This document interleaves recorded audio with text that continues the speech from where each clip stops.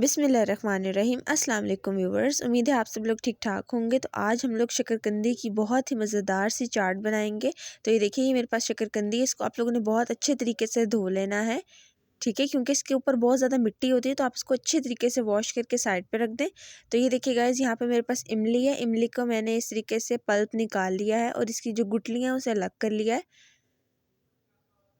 अब ये जो इमली का पल्प है, इसको आप लोग एक देचकी ले लें या आप कोई भी पैन ले लें, उसके अंदर ट्रांसफ़र कर दें। यहाँ पे फ्लेम आप लोगों ने स्टार्टिंग में हाई रखना है, मीडियम हाई। इसमें अच्छा सा बॉयल आ जाए, इसमें आप लोग 1/2 टीस्पून नमक ऐड कर दें। चुटकी जो है इसमें लाल मिर्च पाउडर ऐड कर दें। इसके अंदर चुटकी सौंफ ऐड कर दें, चुटकी कुटी हुई लाल मिर्च, और ये सारे स्पाइसेस डाल के इसको अच्छे तरीके से एक दफ़ा हिला लें। अब इसमें आप लोगों ने 4 से 5 टेबलस्पून चीनी के ऐड करने हैं। तो गाइस, जो इमली का पल्प है, ये मेरे पास आधा कप इसका पल्प है।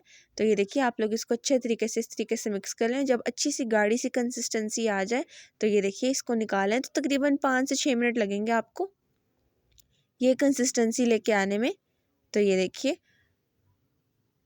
अब इसको ठंडा होने के लिए रख दें साइड में, और एक कुकर ले लें। इसमें आप लोगों ने पानी ले लेना है। बेसिकली हम लोगों ने अब जो हमारा स्टेप है वो शकरकंदी को बॉयल करने का है। तो इस तरीके से आप लोग एक स्टीमर ले लें, ठीक है।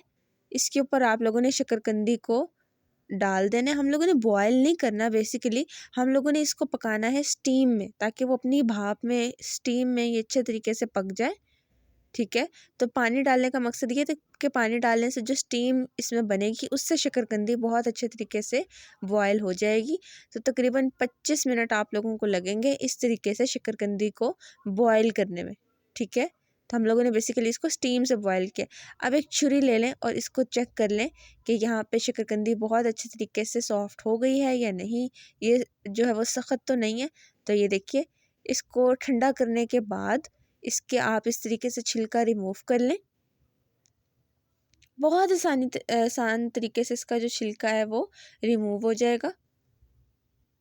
पहले आप इसको ठंडा कर लीजिएगा। मैं इसको गरम गरम ही कर रही थी, आप लोग इसको ठंडा करके करिएगा।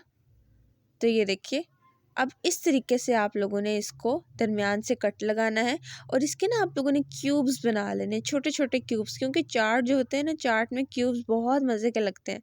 तो ये देखिए, अब इसके ऊपर आप लोग लाल मिर्च पाउडर ऐड कर दें, ऊपर से स्प्रिंकल कर दें, छिड़क दें, ठीक है।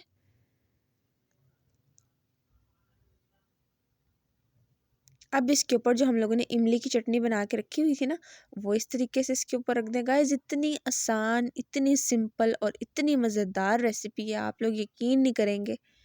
तो ये देखिए, इस तरीके से मैंने इसके ऊपर इमली लगा दूंगी मैं इस तरीके से। अब इसके ऊपर आप लोग फ्रेश धनिया पत्ता इसके ऊपर स्प्रिंकल कर दें। इससे एक तो ये बहुत प्यारी लगेगी, और दूसरा इसका टेस्ट है वो भी बहुत ज़्यादा डेवलप होगा। तो लीजिए गाइस, तैयार है हमारी बहुत ही मज़ेदार शकरकंदी की चाट।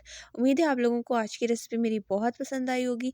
अगर आप लोगों को लगता है इस वीडियो में मैंने आपको कुछ सिखाया है, तो मेरे चैनल को ज़रूर सब्सक्राइब करें, और साथ ही साथ नोटिफिकेशन को क्लिक करें, ताकि मेरी फ्यूचर वीडियोज़ आप तक पहुँचती रहें।